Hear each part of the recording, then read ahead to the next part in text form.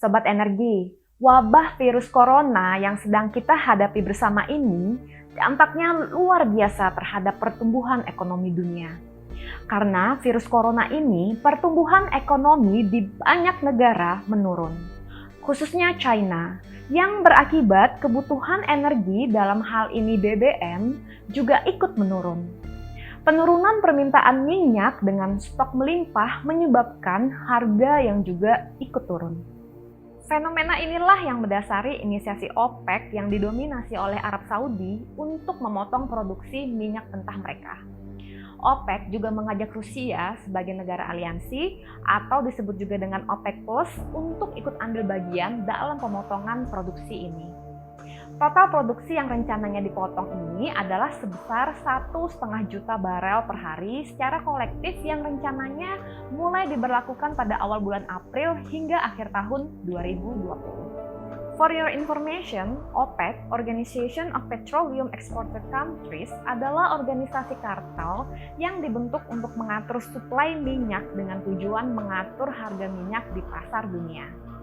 So, kegiatan pemotongan produksi yang dilakukan OPEC guna menaikkan atau juga menstabilkan harga minyak dunia disebut juga dengan oil cartel. Those inside the meeting Friday told me that once it was clear that Russia was not going to cut oil production.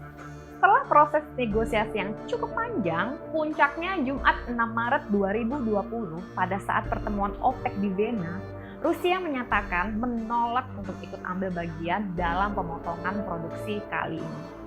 Kabarnya, keputusan Rusia ini membuat perang putra mahkota Arab Saudi, Mohammed bin Salman, atau yang sering disebut juga dengan MBS.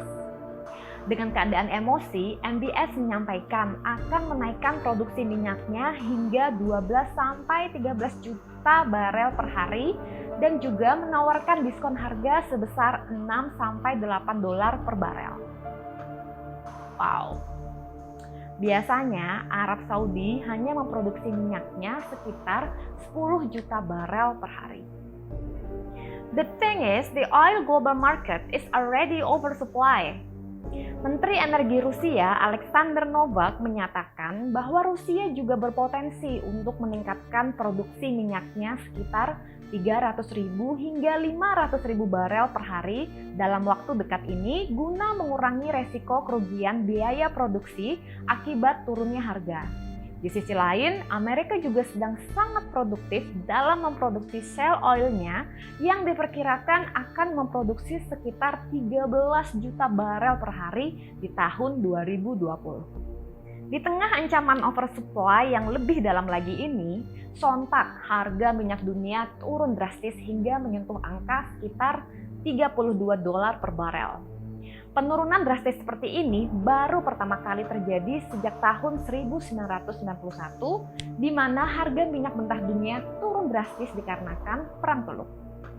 Pada awalnya, banyak pihak yang memprediksi bahwa jika perang harga ini benar-benar terjadi, pihak Rusia lah yang akan mengalami kerugian karena biaya produksi minyak di Rusia 2 kali lipat lebih tinggi dibanding dengan biaya produksi di Arab Saudi. Namun, berikut pernyataan Menteri Keuangan Rusia, Bapak Anton Siluanov.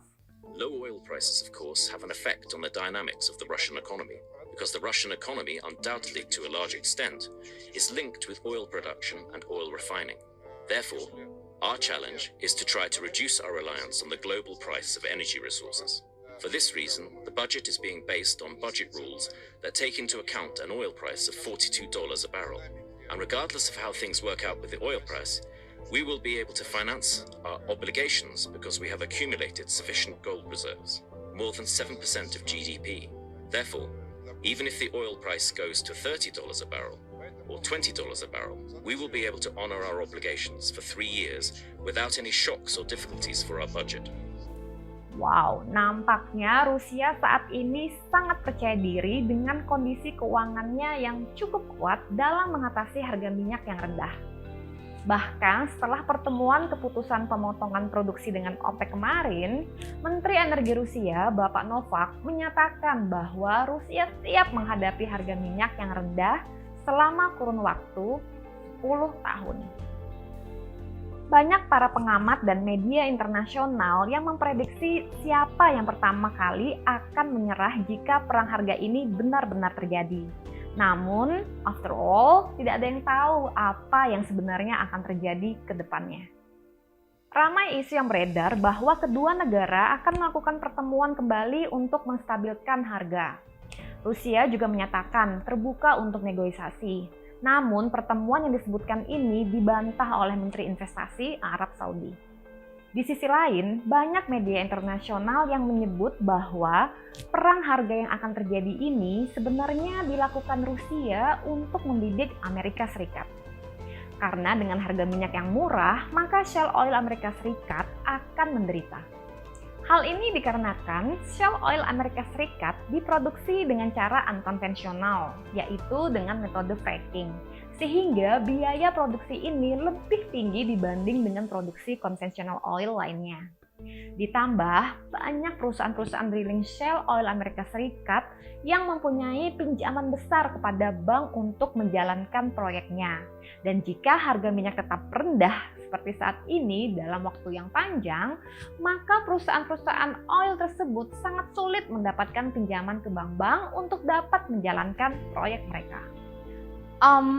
Kalau benar Rusia sedang membidik Amerika Serikat, apa yang melatar belakanginya? Ternyata pemerintah Amerika Serikat beberapa waktu belakangan ini senang banget ikut campur dengan kegiatan energi Rusia. Amerika Serikat memberikan sanksi kepada perusahaan oil milik negara Rusia, Rosneft, karena Rosneft melakukan kegiatan perdagangan minyak mentah dengan pemerintah Venezuela yang sedang diberi sanksi oil oleh pemerintah Amerika Serikat.